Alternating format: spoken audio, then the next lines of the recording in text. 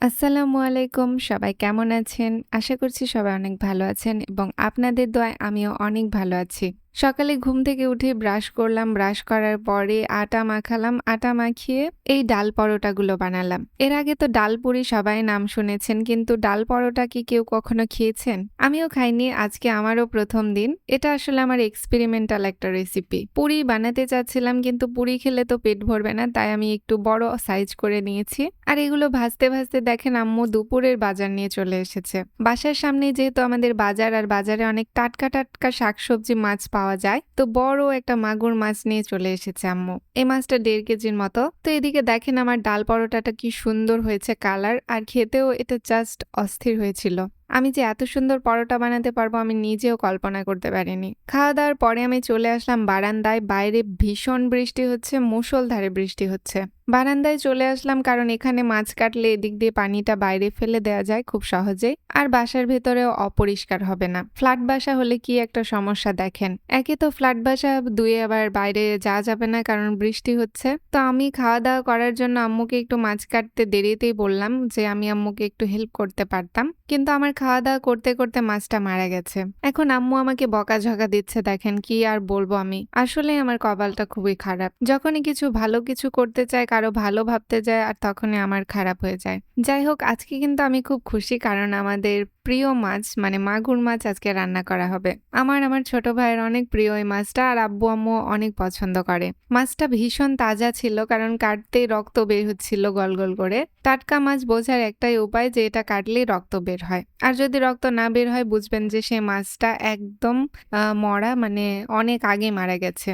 একটা সময় ছিল যখন আমরা ভাড়া বাসায় থাকতাম, তখন আমি অনেক ছোট ছিলাম। তো যখন সেই ভাড়া বাড়ির বারান্দাতে যেতাম বা ছাদে যেতাম, তখন বাড়িওয়ালারা কত কি বলতো, আম্মুকে নালিশ করতো, এই সেই। ছোট ছিলাম তো খেলাধুলা করতে বা ছাদে এমনিতেই সিঁড়ি দিয়ে উঠতে অনেক ভালো লাগতো। কিন্তু এখন দেখেন মহান আল্লাহর অনেক রহমত, অনেক দয়া। আল্লাহ আমাদেরকে নিজের একটা বাড়ি দিয়েছে। সেই বাড়িতে যখন যেখানে ইচ্ছা হচ্ছে ঘুরছি, ফিরছি, যাচ্ছি, কেউ কিছু বলার নেই। বৃষ্টি হচ্ছে, এই যে আমরা দেখেন মাছ কাটতে এই বারান্দাতেই বসেছি। এটা যদি ভাড়া বাড়ি হতো তাহলে বারান্দায় কিন্তু আমরা বসতে পারতাম না। বাড়িওয়ালা কোনো না কোনোভাবে কমপ্লেন তো দিতই। ভাড়া থাকা সত্যি একটা অভিশাপের মতো। আপনি যতই টাকা দিয়ে কেন ভাড়া না থাকেন, সবাই তো টাকা দিয়েই ভাড়া থাকে, কিন্তু সেখানে আপনাকে মিসকিনের মতোই ব্যবহার করা হবে। মানে আপনি কোথায় থেকে উড়ে এসে জুড়ে বসেছেন, আপনার কোনো স্বাধীনতা নেই। আবার আমার ছোট ভাই তখন অনেক ছোট ছিল, ও দেয়ালে একটু আঁকাআঁকি করতো। তো আমরা একটা বাসায় ভাড়া ছিলাম, সেখানে অনেক বকাঝকা করতো এই কারণে। পরে অবশ্য আব্বু ওই বাসাটা ছেড়ে দিয়ে আমরা আবার আরেকটা নতুন বাসা ভাড়া নিয়েছিলাম। তো এদিকে আমরা মাছ কাটতে কাটতে দেখছি যে আব্বু আবার মাচালার সঙ্গে কথা বলছে। দেখেন আমাদের বাসার সামনে মাচালা এসে দাঁড়িয়েছে। আকাশের অবস্থা তো আবার খারাপ, এখন আবার মনে হচ্ছে বৃষ্টি আসবে। তো আমি বারান্দায় নিচে এসে দেখছি যে আবার সেই মাগুর মাচালায়, আর এখন যে মাচালা এসেছে তিনিও মাগুর মাছ এনেছেন। তো আব্বু আবার ১ কেজি মাগুর মাছ কিনে নিল এখান থেকে। খুব বৃষ্টি হচ্ছে, বর্ষার মৌসুম, তো এই জন্য আমার মনে হয় মাগুর মাছের এখন চাহিদাটা বেশি আর কি বাজারে। মাগুর মাছ ধরে ধরে সবাই বিক্রি করে দিচ্ছে। এই মাছগুলো থাকলে আসলে পরিবেশের ক্ষতি করে, অন্য মাছের পোনা খেয়ে নেয়। এ কারণে এদেরকে এভাবে তুলে তুলে বিক্রি করে দেয়, এটা আমার মনে হয়। এদিকে আমাদের খুশি লাগলেও আম্মুর কিন্তু প্যারা যাচ্ছে, কারণ আম্মুকে আবার মাছ কাটতে হচ্ছে। এই ক্যাটফিশ প্রকৃতির মাছগুলো কাটা ধোয়া খুবই মুশকিল, খুবই কষ্ট, আর এত পিচ্ছিল গা ছিল। আম্মুর একটা মাছ কাটতেই প্রায় ৩০ মিনিট ৪৫ মিনিটের মতো লেগেছে, আর এই দুইটা সাফ করতে গেলে তো আরো সময় লাগবে। ৩টা মাছ আজকে আমরা নিয়েছিলাম, ৩টাতেই মাশাআল্লাহ ডিম ছিল। যাই হোক আলহামদুলিল্লাহ, খুবই জিতে গেছি আমরা মাছগুলো কিনে। তো ভিউয়ার্স, মাছ কাটা শেষে আমি এদিকে চলে আসলাম প্রাকৃতিক কিছু শাকসবজি কালেক্ট করতে। বৃষ্টির কারণে আমাদের এদিকে অনেক শাক জন্মেছে, অনেক গাছ উঠেছে যেগুলো আমরা লাগাইনি। নিজের বাড়ির বেনিফিট কত দেখেন। পিছনে একটু জায়গা ছিল, এজন্য গাছ লাগানো যাচ্ছে। এখানে ওলের গাছ উঠেছে প্রাকৃতিকভাবে, এটা আমরা লাগাইনি। আর মিষ্টি কুমড়ার গাছ তো আমি নিজেই লাগিয়েছিলাম, কিন্তু এদিকে আরো বেশ কিছু গাছ হয়েছে, পুঁইশাকের গাছ, ওই গাছগুলো আমি লাগাইনি। এগুলো প্রাকৃতিকভাবে বৃষ্টির মাধ্যমে হয়েছে বা পশু পাখির মাধ্যমে হয়েছে। একদম টাটকা টাটকা শাক তুলে সেটা চচ্চড়ি করে খাবো, ভাবা যায়? এটা ভাবতেই আমার অবাক লাগে। মাশাআল্লাহ, আল্লাহর কত সুন্দর সুন্দর নিয়ামত দেখেন। আমরা নিজেরা না লাগালেও আল্লাহ আমাদেরকে খাওয়ার জন্য এই গাছগুলো দিয়েছে। লাল পুঁইশাক, সবুজ পুঁইশাক সব পুঁইশাকই এদিকে হয়েছে। আর এই পুঁইশাকগুলো এখন আমি কাটবো। কেটে ভিতরে নিয়ে গিয়ে এগুলো কাটাকুটা করে পরিষ্কার করে আম্মুকে দিব। দেন আম্মু আজকে সুন্দর করে রান্না করবে। টাটকা শাকসবজি যাই হোক আমরা আমাদের এই বাগান থেকে পাই। অনেকটা ভালো লাগে এই কারণে। একদম অর্গানিক ফুড খেতে পারছি। এগুলো অর্গানিক খাবার শরীরের জন্য অনেক ভালো। পুঁইশাকগুলো এত লম্বা, লম্বা হয়েছিল বৃষ্টির কারণে যেহেতু আমরা এদিকে আসিনি তো অনেক লম্বা বড় হয়েছিল। একবেলার তরকারি অনায়াসেই হয়ে যাবে এগুলো সব ডাঁটা যদি কাটি। তবে আমি বেশি নিব না। আম্মু আমাকে খুব অল্প নিতে বলেছে তো অল্প একটুই নিব। প্রচণ্ড বৃষ্টির কারণে বাগানের এদিকে আম্মু, আব্বু কেউই আসে না। আমি মাঝে মাঝে আসি আর যদি একটু আব্বু প্রায় মনে করে আসার তো আসে। কিন্তু অনেকদিন ধরে আব্বুও আসেনি আর আম্মু তো জানেই না যে এদিকে পুঁইশাকের গাছ হয়েছে। মাশাআল্লাহ দেখেন এই পুঁইশাকের গাছটা এতই বড় জিলাপির প্যাচের মতো হয়ে আছে। এগুলোতে একটু মাচা করে দিতে হবে। মাচা যদি লাগিয়ে দিই তাহলে পুঁইশাকগুলো আরো বেশি পাবো। এদিকে আবার দেখেন পেয়ারা বড় হয়ে গেছে। পেয়ারা আসাও হয়নি এজন্য মনেও নেই যে পেয়ারা এদিকে আছে। একটা পেয়ারাতে পোকা লেগেছে আর আরেকটা একটু ভালো আছে। আমি তো আগে এগুলো পেয়ারার নাম জানতাম না। আমাদের এই পেয়ারার জাতগুলো নাকি পলি পেয়ারার জাত। ভেতরে একটু লাল লাল, খেতে অনেক স্বাদ। বৃষ্টির কারণে একটু ফ্যাসটা ফ্যাসটা, তবে বৃষ্টি না হলে শুকনো মৌসুমে খেতে অনেক দারুণ লাগবে এই পেয়ারাগুলো। আমার সবসময় একটু গাছপালা লাগানো পছন্দ। তো গাছপালা লাগানো যায় এরকম জায়গা বাসার পেছনে রাখা উচিত। এদিকে আবার দেখেন আরেকটা পুঁইশাকের গাছ হয়েছে। তো এটাও আমি কেটে নিলাম। একটু নিলে আসলে আরো এখান থেকে বের হবে। হাত দিয়ে ছিঁড়তে পারছিলাম না এজন্য পায়ের সাথে লাগিয়ে ছিঁড়লাম। যাই হোক কেটে ধুয়ে পরিষ্কার করে তো খাবো, সমস্যা নেই। তো দেখেন ভিউয়ার্স আমি কতগুলো পুঁইশাক পেয়েছি। বালতি একদম ভারী হয়ে গেছে। এখানে অনেকগুলো পুঁইশাক আছে। মাশাআল্লাহ, আলহামদুলিল্লাহ, এত সুন্দর রিজিক আল্লাহ যে আমাদের বাগানের মধ্যে রেখেছিলেন এটা আমার আব্বু আম্মু কিন্তু জানতো না। তো এই টাটকা পুঁইশাকগুলো তুলে আনলাম আর এই যে দেখেন পেয়ারা, পলি পেয়ারাগুলো। মাশাআল্লাহ পেয়ারাগুলো অনেক বড় হয়েছে আর একটা তো বেশি পানির জন্য ফেটে গেছে বৃষ্টি পানিতে। এদিকে দেখেন এক আঁটি পুঁইশাক এনেছি, মানে অনেকগুলোই পুঁইশাক প্রায় হয়েছে। এগুলো একদম প্রাকৃতিক পুঁইশাক। আজকে পুঁইশাক কচুর বই দিয়ে রান্না করা হবে আর সঙ্গে আছে হচ্ছে মাগুর মাছের কাটা ঠোঁটা। আজকে যেহেতু ৩টা মাগুর মাছ আছে ওগুলোর মাথা, কাটা, ঠোঁটা এগুলো দিলে অনেক সুন্দর একটা টেস্টি চচ্চড়ি তৈরি হবে। আমার তো এখনই জিভেতে পানি চলে আসছে। এখন পর্যন্ত তো রান্না হয়নি। আজকে যেহেতু জুম্মার দিন তো আমরা কাজের মধ্যে এত ব্যস্ত হয়ে গিয়েছিলাম। মাগুর মাছ ৩টা কেনাতে আরো বেশি আমাদের প্যারা হয়েছে আমার আর আম্মুর। আমিও আম্মুর সঙ্গে একটু হেল্প করলাম, না হলে আম্মুর অনেক দেরি হয়ে যেত। এদিকে আম্মু উপরে গিয়ে একটা তরকারি তুলে দিয়েছে আর আমি এখানে আরেকটা চচ্চড়ি কেটে দিব এখন পুঁইশাকেরটা। আর আমার মনের মধ্যে শুধু তাড়াহুড়াই ছিল যে কখন গোসল করব, নামাজ পড়ব। শুক্রবারের দিনটা নামাজ তো পড়তেই হবে, জুম্মার দিন, এটা কোনো মিস নেই। দুনিয়াতে যে কাজই করেন না কেন নামাজটা সর্বপ্রথম, তারপরে অন্য কাজ। মাশাআল্লাহ পেয়ারার মধ্যে যে সুন্দর টুকটুকে লাল হয়েছে, আলহামদুলিল্লাহ অনেক ভালো লাগছে এই পেয়ারার কালারগুলো দেখে। মাশাআল্লাহ আমাদের শহরের জীবনযাপনের মধ্যে একটুখানি গ্রামের ছোঁয়া, কতটা ভালো তাই না? বাগানে আরো কিছু গাছ লাগানোর আমার প্ল্যান ছিল কিন্তু বৃষ্টির কারণে আমি কোনো গাছই লাগাতে পারছি না। আমি কিছু ফুলের গাছ লাগাতে চেয়েছিলাম আমাদের বাগানে। তো বুধবার করে আমাদের এখানে বাজার হয়, ফুলের বাজার। তো ফুলের বাজারে যেতেও পারছি না, গাছগুলো কিনতেও পারছি না। ফুলের গাছ লাগালে আরো বেশি ভালো লাগবে আমাদের বাগানটা। তো ভিউয়ার্স এই যে দেখেন পেয়ারা একদম লাল টুকটুকে, বিসমিল্লাহির রহমানির রহিম, মাশাআল্লাহ একদম অস্থির আমাদের এই পেয়ারাটা খেতে। পলি পেয়ারা যে এত টেস্টি খেতে এটা আগে আমার আসলে জানা ছিল না।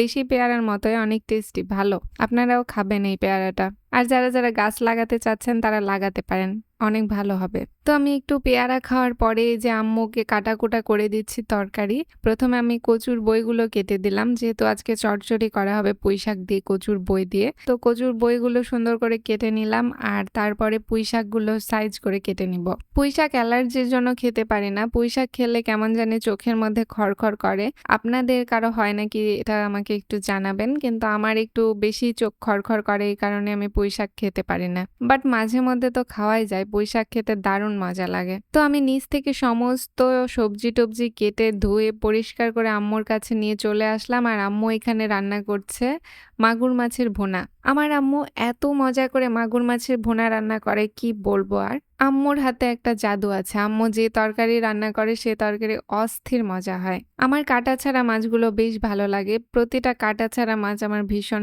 প্রিয়। আর এই মাছটা হলে তো কথাই নেই, অন্য রকমের ভালো লাগে। আর এই মাগুর মাছটা যখন রান্না করা হয় তখন অন্য রকমের একটা টেস্ট হয়। তো মাগুর মাছের ভুনায় আম্মু প্রথমেই আলুগুলো কেটে দিয়ে পেঁয়াজ, মরিচ সমস্ত কিছু দিয়ে আদা বাটা, জিরা বাটা, রসুন বাটা এগুলো দিয়ে মিক্স করে আলুটা একটু সেদ্ধ করে নিবে। তো সিদ্ধর আগে একটু ভেজে নিল। আলুটা যদি মসলার মধ্যে কষানো হয় তাহলে কিন্তু টেস্টটা বেশি হয়। তো আলু কষানোর পরে ডিম দেয়া হলো, মাছের ডিম। মাছের ডিমটাও এই আলুর মধ্যে এখন কষাবে, তারপরে মাছ দেয়া হবে। আগে আলুটা সিদ্ধ হোক। আলু সিদ্ধ না হতেই যদি এখন মাছ দেয়া হয় মাছগুলো কিন্তু ঘেঁটে যাবে। কারণ যেহেতু মাছটা খুব তৈলাক্ত মাছ, মাছ ঘেঁটে গেলে তরকারি খেতে ভালো লাগবে না। এই মাছের ভুনাটা একটু তেল, তেল করে করলে বেশি মজা লাগে আর খেতে অনেক টেস্টি হয়। তো দেখেন আমাদের আলুটা দেখতে, দেখতে কষানো হয়ে গেছে। এখন এই মাছগুলো ঢেলে দিতে হবে। আলু কষানোর মধ্যে একটু ঝোল দেয়া হলো পরিমাণ মতো। ঝোলটা ফুটে গেলে তারপরে মাছটা দিলে একটু বেশি ভালো হয়। চুলা তো সেই দূরমার তাগের জ্বলছে। চুলার কোনো এখানে আম এই তরকারিগুলো চুলাতেই বেশি ভালো হয় আর প্রতিটা তরকারি চুলাতে দুর্দান্ত টেস্টি হয়। পরিমাণ মতো ঝোল দিয়ে এখন এই মাছগুলোকে ঢেলে দেয়া হলো। মাছ বলক উঠলে তারপরে তরকারি হয়ে গেলে আমরা এটা নামিয়ে নিব। এদিকে আমি তাড়াহুড়া করছি, জুম্মার দিন বলে কথা। সারাদিন তো বৃষ্টি হচ্ছে, বৃষ্টির জন্য অবস্থা খারাপ। দেখেন মাশাআল্লাহ চুলাটা খুব সুন্দর জ্বলছে। যত সুন্দর আঁচ হবে চুলাতে তত সুন্দরই তরকারি হবে। দুপুর হয়ে গেছে, আমরা সবাই খেতে বসেছি। এই যে তেল তেল করে মাছের ভুনা করা হয়েছে, মাশাআল্লাহ অস্থির লাগছে ভুনাটা দেখতে। আর পুঁই শাকের তরকারি করা হয়েছে কচুর বই দিয়ে। কচুর বই দিয়ে পুঁই শাকের তরকারিটাও মাশাআল্লাহ দেখতে অস্থির লাগছে। এই তরকারিগুলো খেতেও অস্থির হবে আশা করছি। তো আমরা সবাই খেতে বসেছি। আব্বু, আম্মু, আমি, আমার ছোট ভাই। আম্মু আব্বুকে তরকারি সার্ভ করছে আর আমি এদিকে এখনো প্লেটে ভাত নেইনি, আমি কেবল বসেছি। আপনারা কারা কারা মাগুর মাছের ভুনা পছন্দ করেন কমেন্টে কিন্তু অবশ্যই জানাবেন। মাগুর মাছের ডিম প্লাস ভুনাটা খেতে অস্থির লাগে। আজকের এই তরকারিটা খেয়ে আব্বু তো একদম প্রশংসায় পঞ্চমুখ। কেমন হয়েছে আব্বু টেস্ট? খুব স্বাদ। আম্মুর হাতের এই মাছের ভুনাটা আব্বুও ভীষণ পছন্দ করে, এজন্য যখনই মাগুর মাছ দেখে তখনই কিনে ফেলে। আজকে বৃষ্টির দিন আর বৃষ্টির দিনে এই তরকারিগুলো দিয়ে ভাত খেতে জাস্ট অস্থির লাগবে। বৃষ্টির কারণে আমাদের বাসাটা অনেক অন্ধকার হয়ে আছে। ফ্ল্যাট বাসা তো, ভেতরে বেশি আলো বাতাস ঢুকতে পারে না। বাতাস ঢোকে কিন্তু আলো একটু অল্প আর কি। তো আব্বু তো অনেক মজা করে ভাতটা খাচ্ছে আর এদিকে আমিও নিয়ে নিলাম মাছের তরকারিটা। মাশাআল্লাহ এত সুন্দর দেখতে লাগছিল আর খেতেও এই তরকারিটা মাশাআল্লাহ মাশাআল্লাহ অনেক ভালো হয়েছে, আলহামদুলিল্লাহ। আমি তো তরকারিটা খাওয়ার পরে শুধু আম্মুর হাতের প্রশংসা করছিলাম যে আম্মু তুমি এত সুন্দর রান্না কিভাবে করতে পারো, এত মজা হয়েছে, অস্থির একদম ফাটাফাটি রান্না হয়েছে আজকে। সবাইকে তরকারি দেওয়ার পরে আম্মুও নিয়ে নিচ্ছে তরকারি আর আমার আম্মু তরকারিটা খাওয়ার পরে নিজেই নিজের প্রশংসা করছিল। যাই হোক, আপনারা যারা মাগুর মাছের ভুনা এভাবে করে খাননি তারা একটু হলেও করে খাবেন এবং ট্রাই করবেন, দেখবেন অনেক মজা লাগবে। মাগুর মাছ কিন্তু ভীষণ টেস্টি একটা মাছ এবং অনেক টেস্টি একটা মাছ। আজকে জুম্মার দিন ছিল আর জুম্মার দিনে এরকম একটা মাছ আমরা যে আজকে পাবো এটা কল্পনাও করতে পারিনি। অনেক দিন ধরে আম্মু আব্বুকে বলেছিলাম যে মাগুর মাছ পেলে নিও, কারণ মাগুর মাছ দিয়ে ভাত খেতে অনেক ভালো লাগে। আমার কাছে মাংসের থেকেও এই মাছটা খেতে অনেক অনেক অনেক দারুণ লাগে। যাই হোক, তাড়াতাড়ি খেয়ে লম্বা একটা ঘুম দিব ভাবছিলাম, কারণ এত সুন্দর ভাত খেয়ে তো আর বেশিক্ষণ বসে থাকা যাবে না, জলদি ঘুমিয়ে পড়তে হবে। আর ঘুম থেকে ওঠার পরে আবার তারপরে কাজ করব, কাজ করার পরে একটু নাস্তা টুকিটাকি করব, দেন আবার রাত্রে খাওয়া দাওয়া করে ঘুম। তো ভিউয়ার্স, মাগুর মাছের তরকারিটা দিয়ে ভাত খাওয়ার পরে আমি কিন্তু নিয়ে নিলাম পুঁই শাকের তরকারিটা। পুঁই শাক, তারপরে কচু আর মাছ। এই তরকারিটা একটু ঝোল ঝোল লাগছে দেখতে, কিন্তু অতটা ঝোল ছিল না, একটু তেলেরই ঝোল ছিল আর খেতেও অনেক দারুণ হয়েছিল। আলহামদুলিল্লাহ, এই তরকারিটা যে এতটা মজা হবে এটা আমি আসলেই কল্পনা করেছিলাম, আর করেছিলাম জন্যই আজকে আমি পুঁই শাকটা কেটে নিয়ে আসলাম বাগানের দিক থেকে। আমাদের বাগানে তো একদম অর্গানিক পুঁইশাক হয়েছিল আর ওই পুঁইশাকটা দিয়ে খেতে চরম স্বাদ হয়েছে।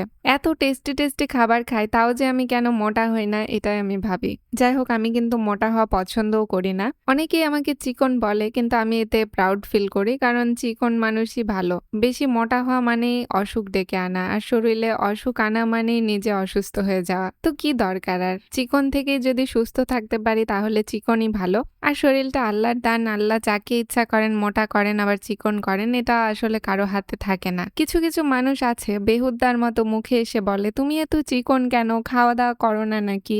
আমি আসলে বুঝতে পারি না এই মানুষগুলোর সমস্যা কি। এই পৃথিবীতে কোনো এমন মানুষ কি আছে যারা না খেয়ে থাকে বা যাদের পরিবার তাদেরকে না খাইয়ে রাখে? এমন তো কোনো মানুষ নেই যে তাকে না খাইয়ে রাখা হয় বা সে না খেয়ে থাকে। এগুলো প্রশ্ন যারা করে তাদের মনে হয় মাথার একটু সমস্যা আছে আর কি। মাথার সমস্যা না থাকলে এই ধরনের প্রশ্ন কেউ আসলে কাউকে করতে পারে না। তো ভিউয়ার্স আজকের ব্লগটা এখানেই শেষ করছি। সবাইকে জুম্মা মুবারক। আপনারা সবাই ভালো থাকবেন, সুস্থ থাকবেন। আজকের ব্লগটা কেমন হয়েছে অবশ্যই আমাকে কমেন্টে জানাবেন। দেখা হচ্ছে নেক্সট ব্লগে। আল্লাহ হাফেজ।